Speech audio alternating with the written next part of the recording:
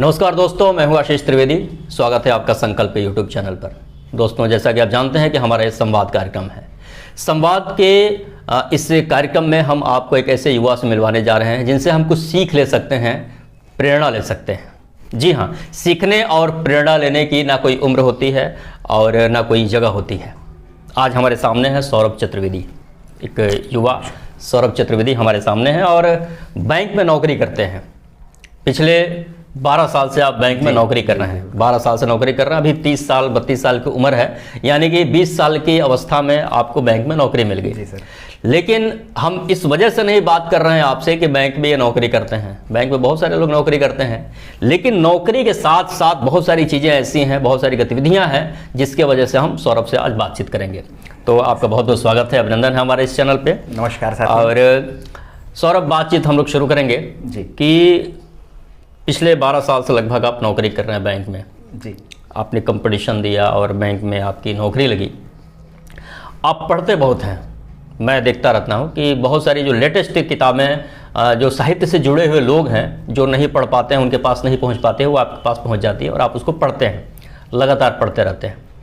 तो इस विषय पर हम लोग आएंगे कि ये पढ़ने की प्रवृत्ति कब और कैसे आई।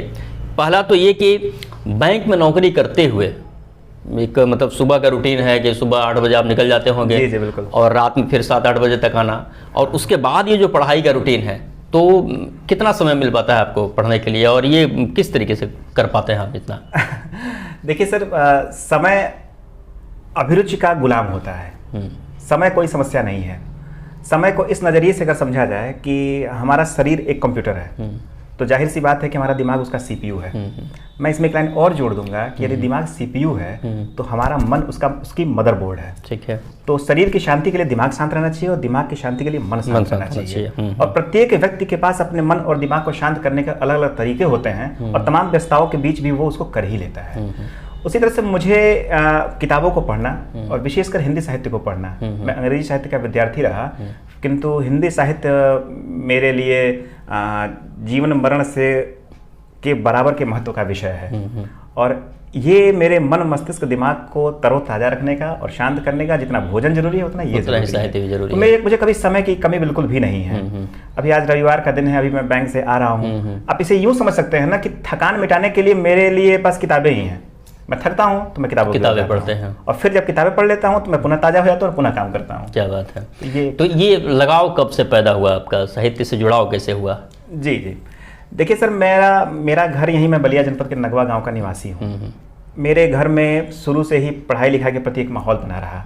मेरे घर की संरचना पारिवारिक आर्थिक कुछ ऐसी है कि हम लोग के पास खेती की भूमि नहीं है, पीढ़ियों से नहीं रही हैं। तो हमारे यहाँ जो भी बच्चा जन्म लेता है उसे अपनी जीविका के लिए पढ़ाई के अतिरिक्त दूसरा कोई साधन दिखता नहीं है।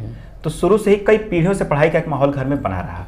तो जब हम बच्चे थे तो अपनी पुरानी पीढ़ी को संघर्ष करते देखा और संघर्ष के साधन उनकी केवल किताबें ही थीं, जो कि उन्हें उनकी पिछली पीढ़ी से मिली हुई थी। तो हम उसे देखते रहे। हमारा बचपना भी अगर बीता तो हम लोगों ने वाल्मीकि रामायण और रामचरितमानस के बीच के अंतर को समझते हुए बीता। हमने BBC लंदन के तीनों प्रसारण सुनते हुए हम आगे बढ़े। हम उस दौर के हैं जिस दौर में हिटलर और सोवियत संघ के विघटन आदि की चर्चाएं होती थी। नेपाल के राजघराने के विषय में चर्चा हमारे नितांत छोटे से गांव में भी होती थी। वो उस पढ़ाई लिखाई का असर था। तो जाहिर सी बात है, जिस माहौल में आप बड़े होंगे वो आपके भीतर वो जो वातावरण का असर तो पड़ता ही है। तो ये बड़ी अच्छी बात है। और ईश्वर की कृपा भी ऐसी रही कि मेरे पास भगवान ऐसे दृष्टि दी कि मुझे उनके प्रति और जानने का लालसा पैदा हुई, जाने उसकी चीज के बारे में। पढ़ता गया और काफी कुछ मैं अभी बच्चा था उसी समय घर के, क्योंकि आज जैसे बच्चे कॉमिक्स पढ़ते हैं या किताबें पढ़ते हैं। हमारे पिताजी एक निजी स्कूल में शिक्षक थे और जीविका के लिए एक गाय थी, उसके सेवा हम लोग करते थे। एक छोटी सी दुकान थी। तो ऐसा नहीं था कि हम बहुत बड़ी बड़ी किताबें पढ़ सकते हैं। तो घर में जो कुछ भी उपलब्ध था उसे हम पढ़ते गए और पढ़ते पढ़ते अब यूँ समझिए ना कि हम सत्यनारायण भगवान की कथाएं तक भी पढ़ गए थे, क्योंकि वो भी साहित्य का एक रूप था। बिल्कुल। तो फिर जब समय आया, जब जेब ने इतना अलाउ किया कि आप परचेज कर सकते हैं, तो फिर हमने अपनी आकांक्षाओं को और विस्तार दिया। खरीद करके किताबें पढ़ने की लालसा जो है शुरू हुई। और अब तो खैर बहुत अच्छा लगता है। एक चीज़ ये मैं जानना चाहूँगा कि आप बैंक में नौकरी करते हैं जी। तो जाहिर सी बात है कि कंपटीशन के माध्यम से आप बैंक में आए। जी जी सर।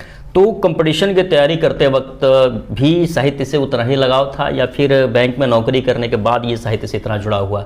और दूसरा सवाल इसमें मैं एक और जोड़ दूं कि उस कंपटीशन की तैयारी के दौरान ये सब सारी चीज़ें, किताबें जो हैं, जो साहित्य कला संस्कृति की किताबें हैं, वो कितनी बाधक रही और कितनी सपोर्टर रही आपकी? वो इस प्रश्न के पहले हिस्से में मैं चलूँगा। हाँ। जहाँ पे किए थे कॉम्पिटिशन्स के दौर में साहित्य ने क्या किया। तो मैंने इसके पहले भी बारे में बात की थी ना कि यह मेरा मन को ताज़ा रखने का एक साधन है। जब हम कॉम्पिटिशन की तैयारी करते थे, एक अभी भी जो लोग भी करते होंगे, तो आपके तमाम परीक्षाओं के तमाम सिलेबस होते हैं। जैसे कि अगर आप किसी भी कॉम्पिटिशन की तैयारी करते हैं जो कि एक दिवसीय परीक्षा है, तो आपको कुछ जनरल स्टडीज़ पढ़ना है, कुछ रीजनिंग पढ़ना है, मैथमेटिक्स पढ़ना है, कुछ ना कुछ पढ़ते रहना है। आपका जो दिमाग है ना, वो एक इसकी ऐसी अवस्था है, संरचना इसकी ऐसी बनी हुई है कि किसी एक ही जगह पे एक साथ लंबे समय तक नहीं रह सकता। यही चीज़ पढ़ाई के साथ होती है। मान लीजिए आप भारत का संविधान पढ़ रहे हैं, तो उस भारत के संविधान को भी आप 4-5 घंटे तक पढ़ेंगे ना, तो फिर दिमाग हैंग करेगा, वो उस ओर से हटेगा, आपसे किसी और चीज़ की डिमांड करेगा। तो अब उस डिमांड को आप कैसे पूरा करेंगे? या तो आप बाहर चले जाएंगे। मैं जिस दौर का था उस दौर में सोशल मीडिया नहीं था कि मैं यूट्यूब कोई वीडियो देख लूँ। या तो आप बाहर चले जाएंगे, एक कप नुक्कड़ पे चाय पी के आएंगे, दोस्तों से कुछ बातें कर लेंगे, कुछ सिनेमा देख लेंगे। मैं क्या करता था कि जैसे मैं किसी एक विषय को पढ़ रहा हूँ, मैं विषयों का नाम नहीं लूँगा क्योंकि विषय हो जाए, मैं किसी एक विषय को पढ़ रहा हूँ, 6-7 घंटे अगर बीत गए तो 6-7 घंटे में मेरा भी दिमाग हैंग किया। तो इसके बाद मैं कहीं और नहीं कुछ करता था। इसके बाद से मैं गुनाहों का देवता पढ़ लेता था, या कोई और किताब। इसको कुछ एक एग्जाम्पल है। अब जैसे मैंने भारत के संविधान में पढ़ रहा हूँ, 6 घंटे के बाद अचानक से मैंने गुनाहों का देवता लिया। 6 घंटे में मैंने जो कुछ भी किया है, इसमें कोई एक विंडो खुल के मिनिमाइज हो जाती थी, और वो गुनाहों का देवता में बिसरिया मुझे कविता पढ़ता हुआ दिखाई देता था। और वो जो एक प्रमिला डिसूजा हुआ, कुछ ऐसे उनका नाम था, वो दिखती थी। उसके बाद से वो बिनती और सुधा और चंद्र की जो टकेलियां, चाय में दूध डालने को लेकर के सुधा और चंद्र के बीच की लड़ाई, इस कदर से दिमाग को रिफ्रेश करती थी ना कि वो मेरा दिमाग फिर से ताजा हो जाता था, और फिर से उस 6 घंटे को मैं रिज्यूम कर लेता था। तो ये मेरा अपना तरीका था।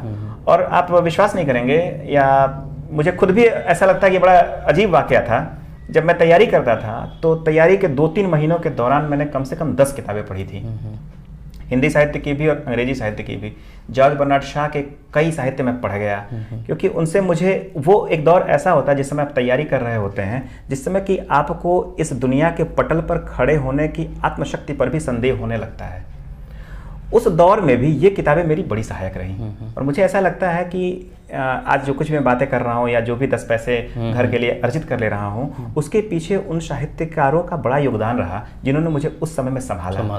कैसे किया, इसके बारे में फिर कभी चर्चा की जाएगी। एक सामान्य धारणा है कि जब भी हम कंपटीशन की तैयारी करते हैं तो इन सब चीज़ों से दूर हो जाते हैं। साहित्य कला संस्कृति जो किताबें हैं, एक मतलब मोनोटोनियस हो जाते हैं, हम एक ही रास्ते अपनाते हैं। और ख़ास करके गार्जियन का भी प्रेशर होता है कि अगर बच्चा जो है पढ़ाई के दौरान, ग्रेजुएशन के दौरान, या कोई भी पढ़ाई कर रहा है उस दौरान, अगर वो कविताएं लिखने लगे, वो गीत गज़ल गाने लगे, या फिर इस विधा में अगर कुछ करने लगे, तो वो एक डर पैदा हो जाता है गार्जियन को भी कि अब तो मेरा लड़का हाथ से गया। तो इस पूरे एक चूँकि आप एक गार्जियन भी हैं जी, तो इसको आप कैसे देख रहे हैं? क्या सलाह देना चाहेंगे आप उन गार्जियंस को और उन युवाओं को भी कि मतलब किस रूप में लें उस चीज़ को? देखिए सर, करियर की अगर बात की जाती है, हमारे भारत में एक इस तरह की धारणा बन चुकी है, और मिडिल क्लास में विशेष रूप से, कि करियर का मतलब केवल नौकरी होता है। तो ठीक है, आपकी इस धारणा से हम विरोध नहीं करते हैं। अगर इसी को हम एक आधार माने, तो भारत की सबसे सर्वोच्च नौकरी, सबसे सर्वोच्च परीक्षा है यूपीएससी। यूपीएससी का कोई सिलेबस उठा करके देखे तो उसमें एक जो सामान्य अध्ययन का पेपर है, उसमें ऐसा कौन सा विषय है जो अछूता है? वो चाहे कला हो, या संस्कृति हो, या साहित्य हो, या समाजशास्त्र हो, ऐसा क्या छूटा है? तो हम एक फिजिक्स पढ़ने वाले लड़के को हम ये कह के नहीं बरगला सकते हैं कि तुम फणीश्वरनाथ रेणु को मत पढ़ो, क्योंकि अगर वो नहीं पढ़ता है तो हो सकता है कि वो यूपीएससी की तैयारी, अगर वो यूपीएससी का एक डिजर्विंग एस्पिरेंट है, तो हो सकता है कि रेणु के बारे में न जानना उसे उसके मकसद से दूर कर दे। तो एक गार्जियन होने के नाते भी थोड़े हमें सम्यक लानी पड़ेगी, क्योंकि यूपीएससी इतना वास्ट सिलेबस नहीं बनाता। तो नौकरियों में ये धारणा बिल्कुल बेकार है। और यदि हम ये सोचते हैं कि कुछ कला या संस्कृति के विषयों पर बात करने से, उनकी ओर जाने से हमने करियर से डिग सकते हैं, तो इसको भी इस तरह समझा जाए कि कला और संस्कृति या साहित्य इतना छोटा क्षेत्र नहीं है, इसके कई सारे रूप हैं। इन्हें सिर्फ 4 किताबों में या कुछ नाटकों में, कुछ उपन्यासों में हम नहीं बांध सकते हैं। कला और संस्कृति एक अभिव्यक्ति का बहुत सशक्त माध्यम है, और वो हर व्यक्ति के पास होती है। वो हर एक व्यक्ति, चाहे वो किसी कंपटीशन की तैयारी कर रहा हो, किसी राजनीतिक पार्टी में वो कुछ आगे बढ़ने का प्रयास कर रहा हो, वो कहीं ना कहीं अपने आप को अभिव्यक्त करता है। और यदि वो अभिव्यक्त करता है तो कला और संस्कृति पर है, हमें बस अपना दृष्टिकोण बदलने की जरूरत है। बिल्कुल। कुल मिलाकर के अभी तक जो बातचीत हुई हमारी आपकी, तो इससे एक निष्कर्ष निकलता है कि अगर हम किसी भी कंपटीशन की तैयारी कर रहे हैं, कोई भी पढ़ाई कर रहे हैं, तो एक समग्रता हमारे अंदर होनी चाहिए। बिल्कुल। और ये साहित्य कला संस्कृति से अगर हम जुड़ते हैं तो वो चीज़ें बाधक नहीं होती है, बल्कि एक सपोर्टर का काम करती है और हमें और थोड़ा सा ऊर्जावान बनाती है, हमें ऊर्जा मिलती है। बिल्कुल। अच्छी बात है। एक जो, चूंकि आप एक बिल्कुल यंग हैं और इस समाज में आप लगातार इंटरेक्ट कर रहे हैं, आपकी नौकरी भी ऐसे एक बैंक में बहुत तरीके के लोग आते हैं समाज में, युवाओं को आप किस रूप में देख रहे हैं आज के समय में?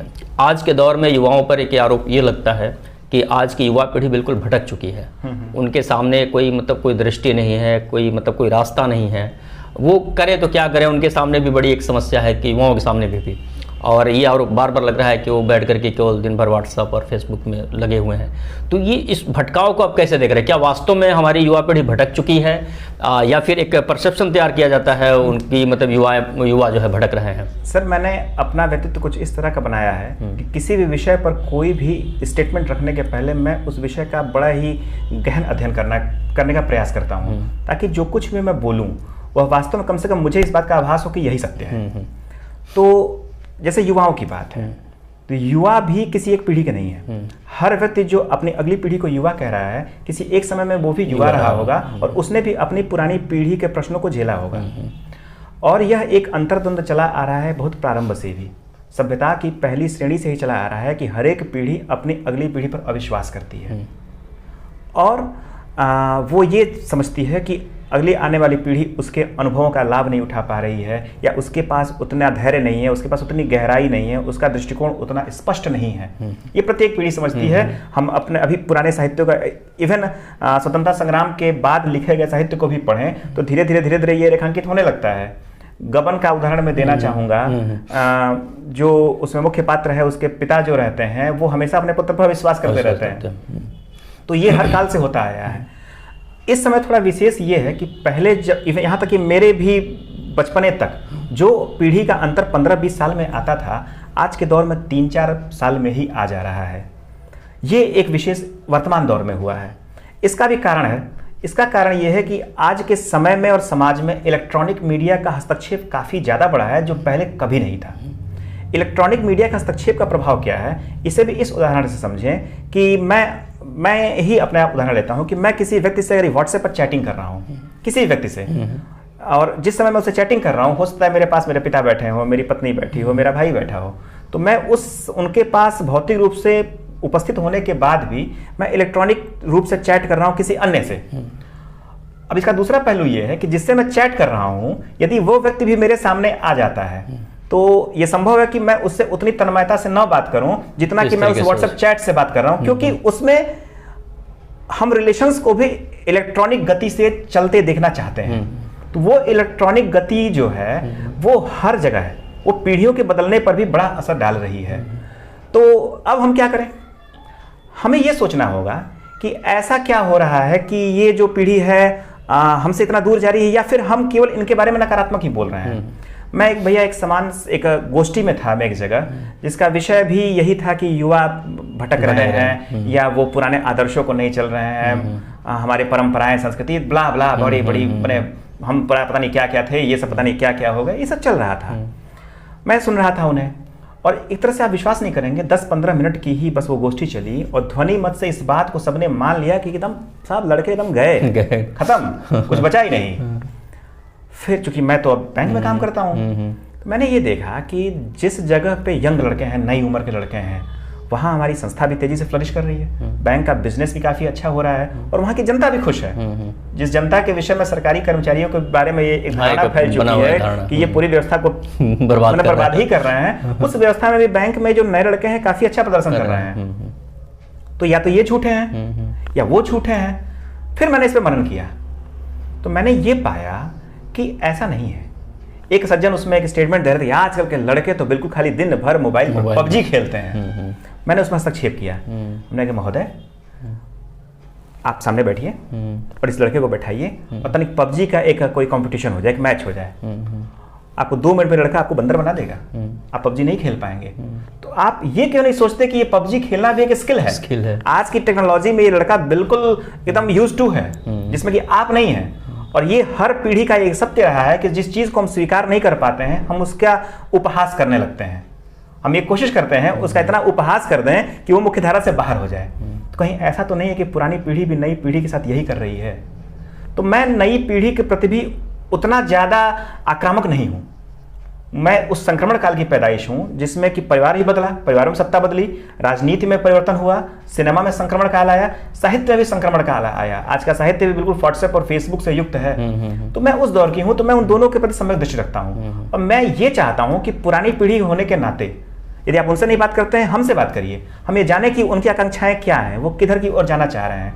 और हम इनसे भी बात करना चाहेंगे कि आप भी उनको नकारो मत, क्योंकि आप किताबों सब कुछ पा जाएंगे, अनुभव नहीं पाएंगे जो उनके पास है। बिल्कुल, एक इंटरेक्शन की कमी आ रही है, बहुत बड़ी आपस कमी में है। जो बातचीत होनी चाहिए। और यही वजह कि अगर इंटरेक्शन अगर रहेगा तो हम शायद बता भी पाएं कि जिस मोबाइल का यूज हम कर रहे हैं, हाँ। तो उससे पबजी के लिए नहीं है, बल्कि उससे कुछ पॉजिटिव चीजें भी की जा सकती हैं, क्योंकि उसको तो पबजी की आदत लगी हुई है। हाँ। तो जाहिर सी बात है वो नकारात्मक क्षेत्र में जाएगा।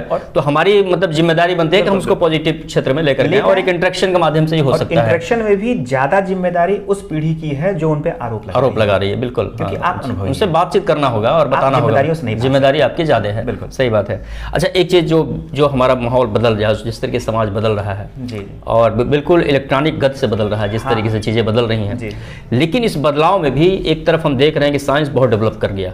हाँ। एकदम मतलब बिल्कुल सारी चीजें कर लो, दुनिया मुट्ठी में सारी दुनिया आ गई है। हाँ। दूसरी तरफ हम ये देख रहे हैं कि आज से कुछ साल पहले तक जिस जात को लेकर के जो कुंठा थी हमारे अंदर, धर्म को लेकर के, संप्रदाय को लेकर के, ये था कि अब हमारा समाज लिबरल हो रहा है और एक दूसरे के प्रति जो है आदर का भाव बोध आ रहा है और एक बेहतर समाज की तरफ हम लोग जा रहे थे। लेकिन फिर ये कुछ वर्षों से हम लोग देख रहे हैं कि वो राजनीतिक कारणों से हमारे समाज के युवा पीढ़ी को खास करके टारगेट किया जा रहा है, और वो युवा पीढ़ी फिर से उन चीज़ों को लेकर के, और जिस चीज़ को हमें हीनता बोध होनी चाहिए, उससे फिर वो गर्व की स्थिति आ रही है और एक उन्मादी भीड़ के रूप में वो तब्दील होते चले जा रहे हैं। तो इसको आप कैसे देखते हैं? इस पर भी जाने से पहले मैं एक छोटे से उदाहरण की ओर आपका ध्यान आकृष्ट करना चाहूँगा। वर्तमान में टेली मार्केटिंग कंपनियाँ काफ़ी आगे बढ़ चुकी हैं, या बीमा के क्षेत्र में या बैंकिंग के क्षेत्र में भी कई सारे नए प्रोडक्ट्स और नई कंपनियां आई हुई हैं जो कि बड़ी एग्रेसिव मार्केटिंग करती हैं। इसमें कई सारे चिट फंड भी आ चुके हैं, जिससे सतर्क रहने की जरूरत है। आप ध्यान दीजिएगा कि जितना भी म्यूचुअल फंड या कुछ ऐसी स्कीम्स बेचने की अगर बात होती है, तो कोई भी बीमा कंपनी का एजेंट टारगेट उसी जब लक्ष्य की बात आती है, बीमा से मैं इनकार नहीं करता हूँ भाई, इसको अन्यथा रूप में है। जब उसे बीमा बेचना होता है और इवन किसी म्यूचुअल फंड का या कोई और स्कीम बेचने का दबाव उस पर आ ही जाता है, तो टारगेट उसी वर्ग को करता है जो इसके बारे में काफी अवेयर ना हो, जिसके पास जानकारी पूरी ना हो, और वो आसानी से उसकी बातों में आ जाता है, और वो जहाँ कहता है साइन करके वो अपना प्रोडक्ट उसका काम हो जाता है, उसका लक्ष्य था वो पूरा हो गया। यही काम यहाँ भी हो रहा है। जिन युवाओं को कहा जा रहा है कि वो टारगेटेड हो रहे हैं, एक उन्मादी भीड़ में जा रहे हैं, यदि उनकी समीक्षा की जाए तो ये वही है जिनके पास जानकारी नहीं है। अब जानकारी क्या है? जानकारी के पक्ष में इधर आइए। अभी 1-1.5 साल पहले अचानक से कुछ दंगे हुए थे कुछ जगहों पे, और अचानक से सोशल मीडिया पे बाढ़ आ गई थी, जिसमें कि लोग उठा करके अपने अपने मिथोलॉजी का उदाहरण दे, ये हम ऐसे बेहतर हैं, हम ऐसे बेहतर हैं। माहौल थोड़ा और आगे बढ़ा, अचानक से ये कोविड का दौर आ गया। कोविड के दौर में सबने कहा कि पर्दा प्रथा हमारा है, तो हाथ धोना हमारी सभ्यता है। तो अब 2 चीजें आई, जब ये हाथ धोना और पर्दा सबका है, तो या तो सभी एक हैं, या उन दंगों में जब सब अपने आप को बेहतर कर रहे थे, तो या तो वो सभी अलग अलग हैं। अब दोनों में सत्य क्या है? इसका निर्णय हम कैसे करें? इसका निर्णय करने के लिए अब हमें उसको जानना पड़ेगा जिसके आधार पर वो बातें कर रहे थे। कभी भी देखिए, कभी भी इस्लाम संप्रदाय के लोग कभी भी बात करते हैं तो हदीस की बात करते हैं, कुरान की बात करते हैं। तो हदीस और कुरान पर ये सौरभ चतुर्वेदी तभी टिप्पणी कर सकता है जब वो इस बात का आत्मबल उसके भीतर हो कि कुरान की एक-एक आयतें उसने पढ़ी हो। बिल्कुल। या भगवत गीता के बल पर मैं किसी व्यक्ति से युद्ध तभी कर सकता हूँ जब भगवत गीता के एक-एक श्लोक, ईश्वर के एक-एक वचन को मैं जानता हूँ। यदि मैं नहीं जानता हूँ तो मैं आसानी से एक सॉफ्ट टारगेट हूँ, जो कि हो रहा हूँ। तो जब कोविड आया तो वही दंगा, और फिर ये हाथ धोना और पर्दा करना, मास्क लगाना, तो मुझे ये लगा कि कहीं ना कहीं मैं डिरेल हो रहा हूँ, और हो सकता है कि अगले 1-2 सालों के बीच में मेरी भी दृष्टि इस तरह की न रह जाए, जितना मैंने पढ़ा है वो काफ़ी नहीं है। तो मैंने तुरंत सबसे पहले श्रीमद् भगवत गीता पढ़ी, तुरंत पढ़ा बिना देर किए, उसी लॉकडाउन के दौरान, क्योंकि थोड़ा उसमें प्रेशर कम हुआ था नौकरी का। और उसको पढ़ने के बाद से फिर मैंने हिंदी में कुरान शरीफ पढ़ा। अच्छा। और कुरान शरीफ को पढ़ने के बाद ये जाना कि ये दोनों के दोनों हमें बेवकूफ़ बना रहे हैं, दोनों के दोनों बेवकूफ़ बना रहे हैं, और दोनों को कोई ज्ञान नहीं है। तो अब ऐसा तब क्यों होता है कि जब दो बेवकूफ़ आते हैं और हमें बेवकूफ़ बनाते हैं? क्योंकि हमारे पास उनको काउंटर करने लायक बेस नहीं है, हमने जाना नहीं उसके बारे में, बात नहीं कर सकते हैं। एक नाटक है असमंजस बाबू, आपने पढ़ा होगा, काफ़ी मशहूर है। उसमें जो उसका एकल किरदार है असमंजस बाबू, वो एक संवाद में कहता है कि यदि कुरान को या केवल हदीस को केवल मुसलमान ही पढ़ें, या गीता को केवल हिंदू पढ़ें, तो गीता में कुछ ऐसी बातें भी होंगी जो कि पूरी मानवता के लिए जरूरी है। तो यदि ऐसा हम करते हैं तो यह षड्यंत्र होगा मुसलमानों के प्रति भी, क्योंकि मुसलमानों को हमने उससे वंचित रखा। और यदि कुरान में कुछ ऐसी बातें हैं जो कि पूरी मानवता के लिए लाभकारी है, तो वो हिंदुओं के साथ एक सुनियोजित षड्यंत्र होगा, क्योंकि हमने उसे उस जानकारी से बिल्कुल महफूज किया। तो ऐसा क्यों हम कर सकते हैं? ऐसा क्यों करें भाई? ऐसा नहीं करना चाहिए हमें। तो हम पहले पढ़ें, जब पढ़ेंगे तो हमारा दृष्टिकोण खुलेगा, हम बातों को अपने मन में तौल पाएंगे कि ये जो बातें मेरे सामने आ रही हैं वो सही है या गलत है, और तब हम अपना निष्कर्ष देंगे, और तब कहेंगे भैया आप हमें बेवकूफ़ बना रहे हैं, you please don't do this. तब ऐसा होगा और तब ये दृष्टि आएगी। बिल्कुल। तो जो भी ये युवा हैं या जो लोग भी इस तरह की बातें कर रहे हैं, पहली दृष्टि की वो पढ़ें, और क्या पढ़ें ये जब पढ़ना शुरू करेंगे धीरे धीरे सामने आता जाएगा। ये बड़ी महत्वपूर्ण बात है कि आजकल जब हम व्हाट्सएप यूनिवर्सिटी की बात करते हैं कि एक मैसेज आया और एक परसेप्शन तैयार कर दिया कि फलाने गलत हैं, तो ये चीज़ें गलत है, तो उस पर विश्वास करने से पहले उन चीज़ों को जानना चाहिए, समझना चाहिए, पढ़ना चाहिए, तब जाकर हम अपना एक दृष्टिकोण बनाएंगे। और नहीं तो जाहिर सी बात है कि एक भीड़ जो है, उन्मादी भीड़ में हम जो है बदलते चले जाएंगे। ये अच्छी बात है, बड़ी अच्छी बातचीत हो रही है। और अब थोड़ा सा बातचीत को हम लोग बदल रहे हैं जी। आप कहानियाँ भी लिखते हैं और सोशल मीडिया पर लगातार जो है, तो एक तो कि सोशल मीडिया की जब बात, हालांकि अभी वो क्लियर भी हो गई वो बातें कि हम किस चीज़ को पॉजिटिव वे में ले रहे हैं और निगेटिव रूप में ले रहे हैं। तो सोशल मीडिया पे काफ़ी सक्रिय रहते भी हैं आप। आपकी कहानियों में एक पात्र है नवल। मैं जानता हूँ कि नवल आपके पुत्र हैं, बाकी लोग नहीं जानते हैं, तो जो लोग नहीं जानते हैं उनको मैं बताऊँ कि भाई नवल सौरभ के पुत्र हैं, जो बड़े लड़के हैं। इनकी हर कहानियों में लगभग, और हर लेख में और हर निबंध और हर व्यंग में नवल एक पात्र के रूप में नजर आते हैं। तो इसको टारगेट करने के पीछे क्या मकसद है? क्यों इस तरीके से आप जो है कि घूम फिर कर नवल जरूर आते हैं उसमें? तो इसके पीछे क्या लॉजिक है? ये तो बड़ी मजेदार बात है और सही दिशा में ये बातचीत गई है। नवल की जहाँ तक बात, नवल तो मेरे एकमात्र पुत्र हैं, एकमात्र बेटे हैं मेरे। कि एक बार गाँव में कथा हो रही थी, उस कथा में मानस की कथा हो रही थी, तो उसमें एक मकराक्ष राक्षस की बात आई। अभी जितने लोग हमें देख रहे होंगे, मकराक्ष नाम सुनते ही मेरा दावा है कि 80% लोग जो होंगे मकराक्ष को ले गूगल करेंगे। तो कौन था मकराक्ष? हाँ, जिस जमाने में गूगल नहीं था, उस जमाने में भी हम मकराक्ष से, द्विविध से बिल्कुल हम उससे अवेयर थे। तो ऐसा क्यों हुआ? ऐसा तब हुआ जबकि हमारे परिवार में उस तरह का माहौल था।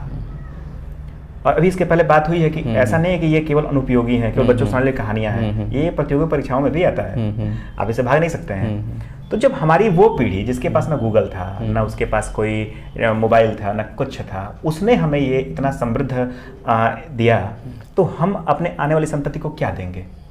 तो हम अपने आने वाली संतति को केवल एक चरित्र दे सकते हैं। तो चरित्र देने के लिए एक जो बाल मनोविज्ञान का एक बहुत बड़ा सिद्धांत होता है कि जब भी कोई बच्चा 10 साल से कम उम्र का होता है तो पहले उसके माता पिता पढ़ते हैं।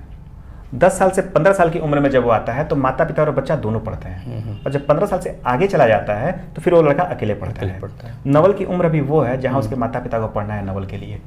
तो हम अपने परिवार का माहौल बिल्कुल वैसा ही रखते हैं कि जब नवल धीरे धीरे बढ़े हों तो उन्हें किसी सामान्य ज्ञान की किताब में न पढ़ना पड़े कि हमारे पास 4 वेद हैं, वो उन 4 वेदों को देखते हुए आगे बढ़ें। उन्हें यह ना जानना पड़े कि हिंदुस्तानी संगीत क्या होता है और कर्नाटकी संगीत क्या होता है, वो किसी किताब के मोहताज न रहें, वो घर में ऐसा माहौल देखें और ये जाने कि रविंद्र जैन ने केवल रामायण में ही संगीत नहीं दिया, रविंद्र जैन कहीं और भी जाते थे। तो हमने एक इस तरह का माहौल घर में बनाए रखा है। और जो कहानियां नवल को केंद्र में लेकर के लिखी जाती हैं वो पूर्ण रूप से कल्पनाएं नहीं है, कुछ कल्पनाओं का पुट रहता है, मैं स्वीकार नहीं करता, लेकिन ऐसी चर्चाएं मेरे घर में होती हैं। तो जब चर्चाएं होंगी तो कहानियां भी तो वहीं से आती हैं। जो हम सभी लोग किताबें पढ़ते रहते हैं, नवल भी अब मेरी किताबें, एक पापा मैंने किताब निखिल सचान की हमने मंगाई थी, तो नवल को पापा शब्द से बड़ा आकर्षण हुआ और छोटा बच्चा है, धीरे धीरे मिला मिला के पढ़ता है, और वो पापा मान के 1-2 पन्ने पढ़ गया। तो मुझे ये लगा कि वो उस विरासत को मैं सही ढंग से आगे कैरी ओवर कर रहा हूँ, जो मेरी पिछली पीढ़ी ने कभी घर में वाल्मीकि रामायण रखी होगी, और उसका मैं जान गया कि वाल्मीकि रामायण और मानस में अहिल्या के उद्धार की कथा में क्या अंतर है। जब मैं जान गया तो मेरा बेटा भी जान जाएगा। ये बड़ी अच्छी बात है कि आज जब हम बच्चे जब रोते हैं, छोटे बच्चे, तो उनको हम मोबाइल पकड़ा देते हैं और उनको यूट्यूब फिल्म लगा करके देख लेते हैं। और ऐसे समय में आप जब जो माहौल दे रहे हैं कि भाई हमारे घर में किताबें हैं, और किताबों से जब बच्चे जुड़ेंगे तो एक बड़ी जिम्मेदारी है गार्जियन की। हम सिर्फ युवा पीढ़ी पे और नई पीढ़ी पे और इस समय पर न छोड़ करके, और एक समग्र रूप से हमें भी लगना होगा, और हमारी भी जिम्मेदारी है। अच्छी बात है। और लगातार आप पढ़ते हैं, मैं देखता रहता हूँ बहुत सारी किताबें। तो अभी हाल फिलहाल में आपने क्या पढ़ा है? हाल फिलहाल में सर अभी थोड़ी देर पहले बात भी हुई थी कि जब पिछले साल हमारा पूरा परिवार एक साथ कोविड पॉजिटिव हो गया। 6 साल के बेटे से लेकर के मेरी 85 साल की दादी तक, एवरीबडी वाज कोविड पॉजिटिव। तो अब जब वो दौर आया तो अचानक से इतने व्यस्त शेड्यूल में अचानक से बहुत ज़्यादा समय हो गया, जिसमें से कि दिमाग को भी हटाना था कि हम बीमार हैं और पूरा परिवार बीमार है। अब 6 साल के बच्चे का कोरोना पॉजिटिव होना बड़े से बड़े मनीषी को भी विचलित कर देगा, और ऐसे दौर में अब हम करें तो क्या करें। तो उस दौर में मेरे घर में पुराण पड़े हुए थे। तो मैं उस 30 दिन के लगभग 30 दिन का समय हमारे परिवार के साथ चला जब हम लोग क्वारंटीन रहे। उन 30 दिनों में पूरे सारे पुराणों को पढ़ गया। अच्छा। हाल फिलहाल जो समकालीन लेखकों ने, जैसे कुछ बड़े मशहूर लेखक हुए हैं, नीलोत्पल मृणाल जी हुए हैं, सर्वेश तिवारी श्रीमुख हुए हैं, फिर इधर सत्याव्यास जी हुए हैं, हमारे बलिया की अतुल कुमार राय की चांदपुर की चंदा। मैंने इन सबको पढ़ लिया, और इन सबको पढ़ने में फिलहाल अतुल कुमार राय की चांदपुर की चंदा अभी मुझे बहुत ही अच्छी लगी। और सबके अपने अपने दृष्टिकोण हैं, तो उनको समझने के लिए पढ़ना पड़ेगा। तो ये इन दिनों का पढ़ा है। अभी एक विनोद कुमार शुक्ल जी की नौकर की कमीज एक पुस्तक है, जब हम लोग पढ़ते थे, जब तैयारी करते थे, तो लेखक और उनकी रचनाओं में एक कॉलम में हमने ये भी रटा था कि नौकर की कमीज विनोद कुमार शुक्ल की लिखी हुई है। अभी कुछ दिन पहले, 1 हफ्ते पहले एक आर्टिकल पढ़ रहा था, उसमें लिखा था कि विनोद कुमार शुक्ल जी को, पता नहीं कितनी सत्यता है इसकी, लेकिन मैंने ऐसा पढ़ा कि विनोद कुमार शुक्ल जी को जब उन्होंने नौकर का कमीज लिखी, नौकर की कमीज, तो उसकी कुल आय इनको बस 14,000 रुपये थी। अच्छा। और उसमें 1-2 पाठकों की प्रतिक्रिया ऐसी भी थी कि जब इस किताब को अगले 50-60 सालों के बाद जब पढ़ा जाएगा तो ये माना जाएगा कि विश्व साहित्य की शीर्ष 100 पुस्तकों में इसका शुमार होगा। अच्छा। तो मुझे 2 तरीके का विरोधाभास मेरे मन में आया। पहला कि जब वो किताब 100 पुस्तकों में शामिल होने के लायक है, तो फिर वो ऐसा क्यों रहा कि उसकी केवल 14,000 रुपये कमाई हुई, क्योंकि कई किताबें ऐसी लिखी गई जिन्होंने लोगों कहाँ से कहाँ पहुँचा दिया। तो मेरे लिए जानना जरूरी था, तो मैंने उसी समय फिर वो नौकर की कमीज मंगाई, जो कि मेरी अगली किताब है। आज रविवार, अभी मैं खाली हुआ हूं, पढ़ना शुरू करेंगे, तो आज उनको मैं पढ़ जाऊंगा। चलिए, बहुत बढ़िया और बहुत ही सार्थक बातचीत। और अंत में चलते चलते बस एक सवाल कि एक युवा होने के नाते हमारे देश के युवाओं को आप क्या संदेश देना चाहेंगे?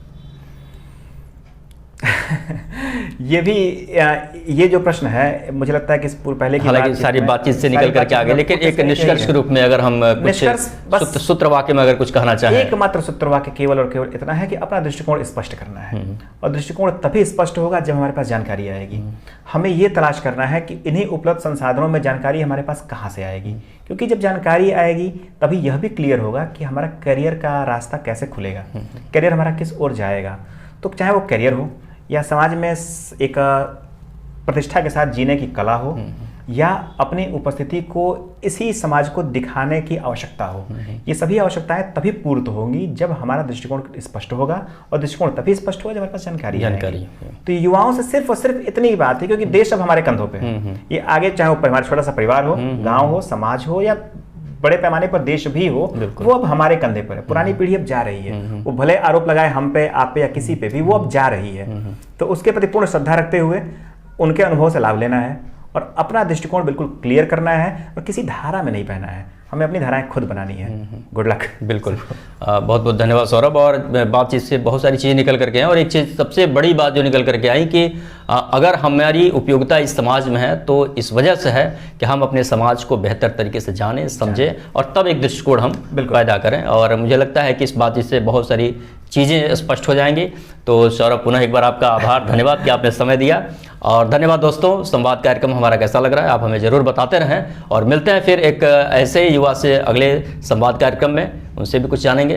तब तक के लिए नमस्कार। बहुत बहुत धन्यवाद। नमस्कार।